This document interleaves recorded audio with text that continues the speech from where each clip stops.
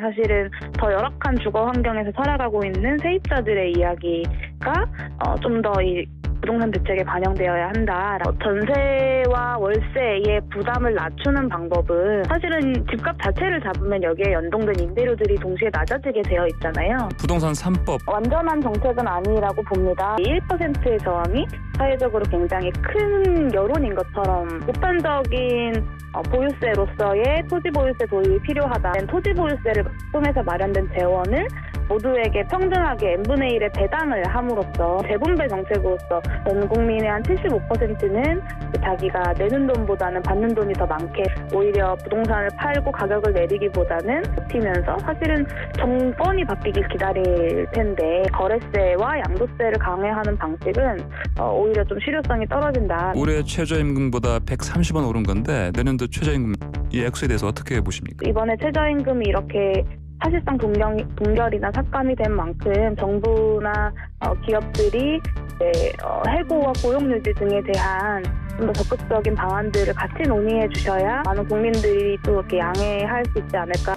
네, 부동산 3법이 통과되고 또 8.4 대책에 나왔는데 이러면서 부동산에 대한 많은 관심, 대책 그리고 관련 발언들이 쏟아지고 있습니다. 이전엔 윤희석 통합당 의원의 저는 임차인입니다 라는 발언이 국민들의 호응을 얻었는데 또 이어서 용해인 기본소득당 의원도 같은 저는 임차인입니다 라는 발언을 해서 화제입니다.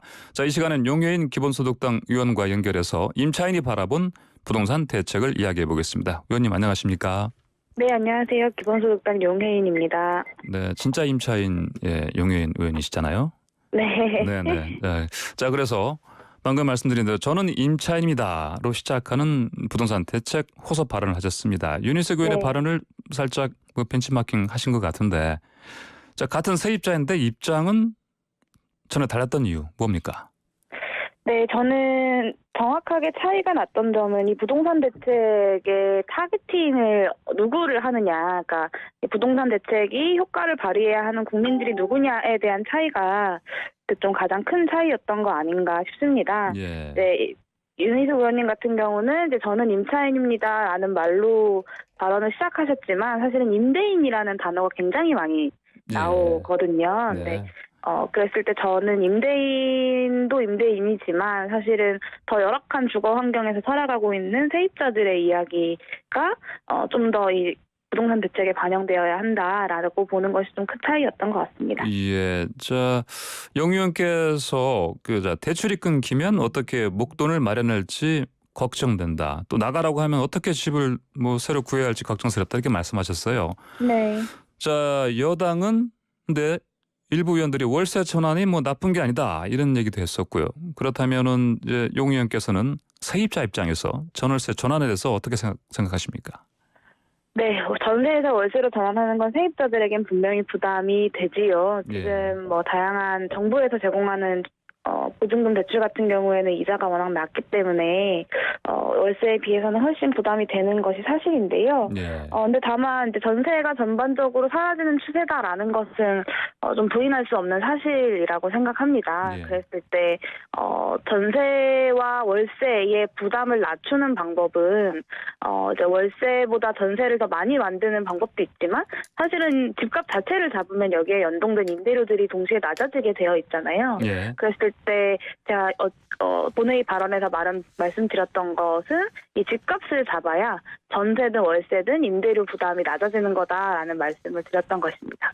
네, 김현미 국토부 장관이 한 방송에서 이런 말을 했죠. 그 전월세 전환율이라는 게 있지 않습니까? 네네네네. 자, 이걸 좀 낮춰주도록 개정을 한다면 관련 제도를 바꾼다면은 전세가 아니어도 즉 월세를 살아도 가계 부담이 좀 덜어질 것 아니냐? 네, 지금 현행은 4%인데요. 그렇죠. 실제 시장에서는 한 6% 정도로 6% 정도로 거래가 되고 있습니다. 그래서 사실은 4%의 기준을 낮추는 정책보다는 실제로 지금 정해진 수준에서라도 실제 거래가 이루어질 수 있는 좀 실효성 있는 대책들이 좀 더 필요한 게 아닌가라는 생각이 듭니다. 그러니까 김현미 장관이 얘기하신 대로 전월세 전환율을 낮추는 것도 필요하지만 네네. 지금 현재 사실은 그보다 훨씬 높게 지금 책정돼 있는 사실상 현실에서는 그런 부분을 제대로 점검해서 그 부분들을 이제 바꿔 나가는 게 더 필요하다 이런 말씀이신 거죠? 네, 기준은 4%인데 실거래는 한 6% 정도로 이루어지고 있으니까요. 예. 실제로는 4%로 이루어지도록만 하는 정책만 나오더라도 네. 세입자들한테는 크게 부담이 줄게 되는 거죠. 네, 알겠습니다. 자, 이어서 영유인 의원께서는 부동산 불평등을 해결하려면 네네. 집값 잡는 정치가 이루어져야 한다 이렇게 발언하셨어요. 이번에 통과한 네네. 그러면 부동산 3법 개정안 이게 크게 네. 기여할 것으로 보십니까? 사실은 완전한 정책은 아니라고 봅니다. 저는 이 종부세라는 것도 사실은 상위 1%, 그러니까 1년에 50만 명이 채 되지 않는 사람들이 내는 네. 세금인데요. 예. 결국에는 그러니까 아주 많은 주택을 보유하고 있는 그러니까 부동산 부자들, 초부자들에게만 이제 규제가 들어가는 방식의 대책이라고 봅니다. 근데 예. 사실은 사회 전반적으로 이 부동산을 통해서 돈을 벌 수 있다라는 생각이 굉장히 많이 퍼져 있는 상태에서 예. 이 전반적인 부동산 집값을 잡는 것이 필요하고 그러기 위해서는 이제 토지보유세 같은 좀 보편적인 증세와 여기에 결합된 적극적인 직접적인 재분배 정책으로서 토지기본소득 이런 정책들에 대한 논의가 필요하다고 생각합니다. 아, 토지 기본소득이요. 네. 자, 토지 기본소득을 제시하신 그 이유 좀 더 구체적으로 좀 말씀 좀 해주시겠어요? 네, 일단은 토지 보유세를 도입해야 된다는 것인데요. 예. 지금처럼 상위 1%의 핀셋 증세에는 세금을 더 내야 하는 사람들의 저항을 불러올 수밖에 없습니다. 예, 그리고 네. 나머지 99% 같은 경우는 이제 자기가 내는 세금이 아니다 보니 조금 더 관심이 떨어지고 그랬을 때 이 1%의 저항이 사회적으로 굉장히 큰 여론인 것처럼 이야기가 되게 되는 것을 굉장히 많이 보게 되는데요. 네, 좀 네. 보편적인 보유세로서의 토지 보유세 도입이 필요하다라고 생각하고요. 근데 또 이게 시골에서 자기가 직접 농사 지으면서 땅 가지고 있는 사람들과 혹은 1가구 1주택에 실거주를 하고 있는 사람들의 땅과 이 모든 땅이 같이 이제 보유세가 부과가 된다면 네. 실제로는 부동산을 많이 갖고 있지 않은 사람들 혹은 실거주하고 있는 사람들한테는 더욱 부담이 되는 것이잖아요. 예. 그랬을 때 이제 이렇게 마련된 토지 보유세를 통해서 마련된 재원을 모두에게 평등하게 n분의 1의 배당을 함으로써 이 부동산 불평등으로 인한 불평등을 적극적으로 해소하는 재분배 정책으로서 또 함께 토지 기본소득이 논의되어야 한다고 보고요. 예. 한국에서 한 0.8% 정도의 토지 보유세가 도입되고 이것을 모든 국민에게 똑같이 나누어줄 경우에 전 국민의 한 75%는 자기가 내는 돈보다는 받는 돈이 더 많게 설계되어 있는 토지 보유세와 토지 기본소득 모델들이 논의가 되고 있습니다. 그럼 이 모델 관련해서 또 다른 의원들과 좀 이렇게 공감하신 부분도 있습니까? 같이 이를테면 혼자 이렇게 하지 마시고 연대해서. 네, 이 안을. 국회에서 한 차례 토론회를 진행을 했었고요. 이제 예. 부동산 대책 관련된 토론을 진행했었고, 제가 이번 본회의 발언에서 이런 추가적인 대책들에 대한 논의가 필요하다라고 제안한 만큼 앞으로 좀 적극적으로 대책에 대한 논의도 제안하고 또 아마 다른 의원님들께서도 많이 호응해 주시지 않을까라고 생각합니다. 예, 이 토지 소유제를 지금 말씀하신 건 아무래도 이 토지라는 거가 기본적으로 불로소득을 낳는 하나의 그 기본적인 근본적인 네. 그 출발점이다 이렇게 보셔서 그러신 겁니까? 어떻게 보시는 거죠? 네, 그렇습니다. 사실은 땅이라는 것은 공공재의 성격이 있잖아요. 예. 그리고 이 부동산 가격이 결정되는 것은 이 땅 주변에 어떤 사회적 인프라가 깔려 있느냐. 그러니까 네. 그 사회가 이 땅의 주변에 어떤 투자들을 했느냐가 사실은 부동산 가격을 결정하는 것이죠. 예. 예를 들면 명동에 있는 땅과 전국에서 제일 싼 땅인 전남 진도군의 옥도리에 있는 땅의 가격이 다른 건 주변 사회적 인프라의 차이이기 때문인데요. 예. 그랬을 때 이 땅에서 나오는 이 불로소득이 어떤 나의 노력으로 나오는 소득이 아니라 이 사회적 투자를 통해서 형성된 이 소득이라고 할 때 네. 이 소득의 이 부동산을 통한 이윤의 일부를 사회적으로 다시 환원하는 것은 충분히 정당하고 또 네, 가능하다라고 보고 있습니다.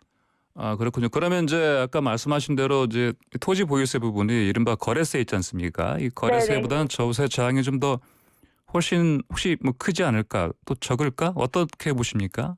저는 거래세 같은 경우는 실효성이 조금 떨어진다라고 보고 있는데요. 예. 그러니까 지금 종부세를 낼 정도의 이제 부동산 부자들 같은 경우에는 네. 이제 종부세나 아니면 거래세, 뭐 양도세 같은 것들이 높아졌을 경우에 사실은 부동산을 팔지 않고 예. 편법으로 증여를 하거나 아니면 세금을 내면서 버틸 수 있는 이제 부자인 경우들이 많거든요. 예. 그래서 오히려 부동산을 팔고 가격을 내리기보다는 좀 세금을 내면서 버티면서 사실은 정권이 바뀌길 기다릴 텐데 그랬을 때 이 거래세와 양도세를 강화하는 방식은 오히려 좀 실효성이 떨어진다라고 보고 있습니다. 네, 자 이번엔 그 임대차 3법 이것도 이제 통과됐는데, 네. 자 임대료가 이것 때문에 오히려 껑충 뛸 수 있다. 전세 같은 경우 네, 이런 네. 우려가 있는데, 그러면 이제 어떤 대책이 추가적으로 나와야 결국 임차인을 보호할 수 있다 이렇게 보십니까?